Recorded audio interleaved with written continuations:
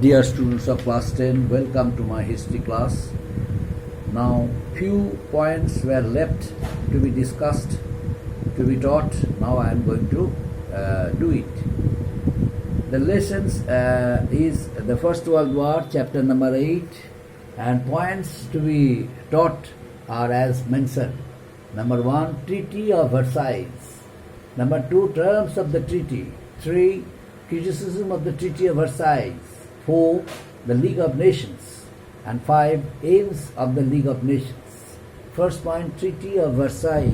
You know, at the end of the First World War, a treaty was signed between the defeated nations and the Allied powers. And both of the two powers met and decided to decided to make themselves agree with the terms and conditions of the Treaty of Versailles. The Allied powers, you know, they impose many restrictions on the defeated powers. So the defeated powers were forced to sign on behalf of the defeated powers. Germany was forced to sign the terms of the Treaty of Versailles. The Treaty of Versailles brought to an end with the signing of the treaties between the victorious and defeated powers, defeated nations. Victorious powers got benefited, and defeated nations were insulted. They were, humiliated. Why? Because they were blamed that they were responsible for the First World War. They were responsible for the entire destruction of the First World War. That's why at the end of the war, all the nations met at Paris and Versailles to discuss the whole things with the Allied powers or victorious powers. They decided to make the future of Europe. The defeated nations were not allowed to attend the meeting. They were not allowed to participate, nor were their ideas considered. Around 27 countries attended the conferences, but it is the leaders of the three nations, three major powers, England, America, and Russia. The three major powers, they attended the conferences, and on the part of France, Clemenceau was there. On the part of England, Lord George was there. On the part of America, Woodrow Wilson was there. So these three great powers met at Paris and Versailles before signing the Treaty of Versailles, and came to a conclusion that the amount of money, the terms which they should impose for the defeated nations immediately should be made as early as possible. The treaty of Versailles, as a result of it, the Treaty of Versailles was framed, and Germany was fully responsible for that. They blamed Germany to be responsible for the First World War, and then they signed the treaty, which was very, very unfair and harsh. But Germany had no option. Germany had no option but to sign. Ultimately, they imposed many restrictions on the defeated nations. Germany was one of them. Germany and her allies were held responsible for that aggression. So it was forced to cede part of her pre-war territories like Poland, Belgium, Denmark, and Czechoslovakia. Alsace-Lorraine was given to France, and while mineral-rich Saar Valley was ceded to France for 15 years. So France got benefited from there. France was benefited from there. Denmark got back the two important places, Duchess places, Schleswig and Holstein. Denmark got back her territories, Schleswig and Holstein, and Germany had to give up all her territories, all her colonies in Africa and Asia once he made, and Germany had to surrender it to the allied or victorious nations, primarily to England and France. Both the two countries, England and France, were benefited by the terms and conditions imposed on the Treaty of Versailles. And ultimately, Rhine Valley was declared demilitarized zone, and a very small navy was permitted, but Germany was not allowed to have any air force or submarines, and but her standing army could not exceed 1 lakh. Her standing army could not exceed 1 lakh. How much insulting treaty was it? The huge number of soldiers were there, army was there, but now Germany was forced to sign, admitting that standing army would be not exceed to 1 lakh, where 50 lakhs, near about 40 to 50 lakhs soldiers were there under German army, but now it was reduced and came to 1 lakh only, 1 lakh, only 1 lakh. The union of Austria and Hungary, Austria and Germany, 5 lakh soldiers were there, but it was reduced to 1 lakh. But anyway, the union of Austria and Germany was forbidden. Danzig was made the port in the Polish territory, and the areas of China under German control was given to Japan, another Asian country. China was a colony of Germany, and the part of colony which was done by Germany once in China, this part was given to whom? To another Asian country, Japan. And out of the Russian Empire, 4 independent republics of Finland, Latvia, Estonia, Lithuania were created. So these were the terms of the Treaty of Versailles. Now, criticism of the Treaty of Versailles. How can we criticize the Treaty of Versailles? Now I am going to discuss. The Treaty of Versailles, gave a death blow to Germany. Germany had no option but to sign it. The Treaty of Versailles was a very harassing and insulting treaty for the whole German nation. Germany was reduced to a skeleton, just like a human being. The terms and conditions were dedicated to Germany military.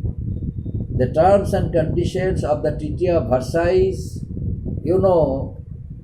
weakened Germany militarily, economically, politically. The treaty crippled Germany. And not only that, it failed to bring about peace and security. Other allied nations like Hungary, Austria, Turkey, Bulgaria were also harshly treated. They had to pay huge war reparations, and their territories were taken away from them. Germany had to pay huge amount of war reparation. How many amount of reparation Germany had to pay? Germany had to pay 6,500 million pounds to the Allies as war reparation. That's why the Treaty of Versailles was criticized by the defeated nations only because of the reason one international political organization was established, that was the League of Nations. The League of Nations was established in order to check the horror of another world war, the possibility of another world war, Second World War was striking.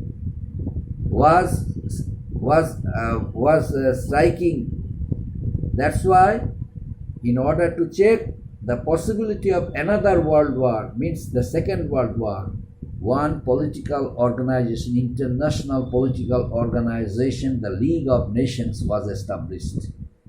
Now, what was the aim of the League of Nations? The League of Nations was established in order to establish peace, solidarity, brotherhood, in order to remove all types of, contradictions, and also established to make, good understanding among the states, among different countries of Europe, Africa, and Asia. The League of Nations, President Woodrow Wilson of USA, he proposed to establish such an political international organization, the League. The League of Nations was established by USA, but USA herself had not become the member of the USA. So the aims and objectives of the League of Nations nipped in the bud because of the non-cooperative attitude of USA. The other nations raised questions. Why did USA not join the League of Nations? Why did USA not become a member of the League of Nations? It was the option of the League of Nations. It was an expectation of the League of Nations that, being a powerful country of Europe and world, USA, under whose guidelines, under whose special care the League of Nations was established, the USA first would become the member of it, and motivated other countries of Asia, Europe, and Africa to be the member of the League of Nations. But far from doing it, USA did not become the member of the League and discouraged the motto, the ideals, the aims of the League. So the aims of the League nipped in the bud. USA left a situation like fish out of water. And who took its advantages? Japan took its advantages. Japan attacked Manchuria. Under the terms of the Treaty of Versailles, a major part of China which was under German control, was given to Japan by the Allied powers, victorious powers. But ultimately what happened? Japan realized that it was a golden opportunity for her to make many colonies like France, England, America, Russia. As a result, Japan occupied the place of China, Manchuria, and established one government there. The League of Nations was established with a view to protect international security, establish international understanding, cordial relationship, brotherhood. But the aims and objectives of the League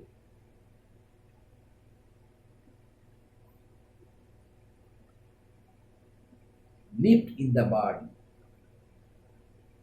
League was unable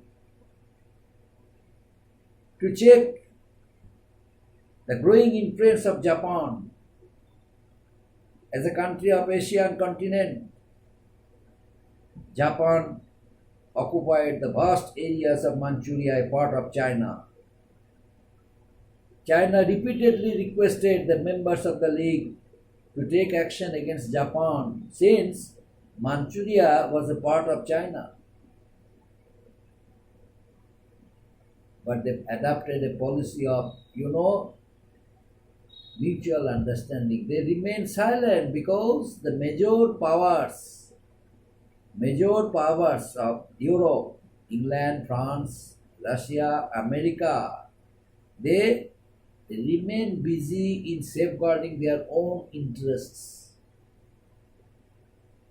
That's why the League of Nations, which was established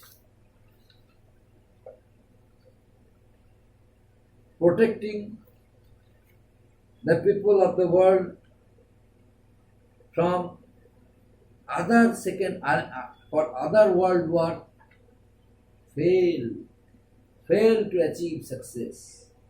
Ultimately, what happened? The leagues could not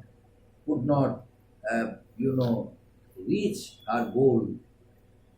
Now, what were the aims of the league? No secret allies and treaties were allowed. No secret alliances and treaties were allowed. Member states were to reduce their armies and destructive weapons. States were to respect one another's independence. All disputes were to be brought to the League. Member states to take action and asked by the League against states that broke the peace. League also had cultural and social commitments. So all the terms which were framed by USA totally failed after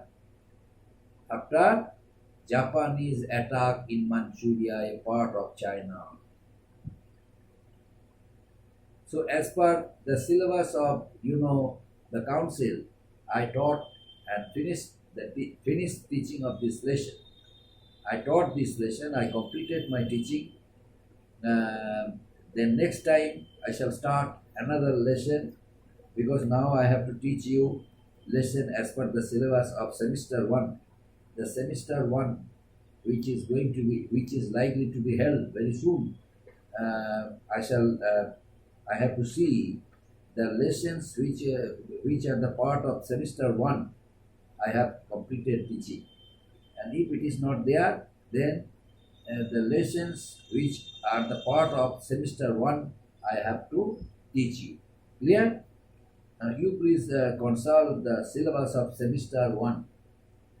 Please consult the syllabus of semester 1. I shall follow the syllabus of semester 1 and teach you the next lessons. Up to this, my dear students. Thank you.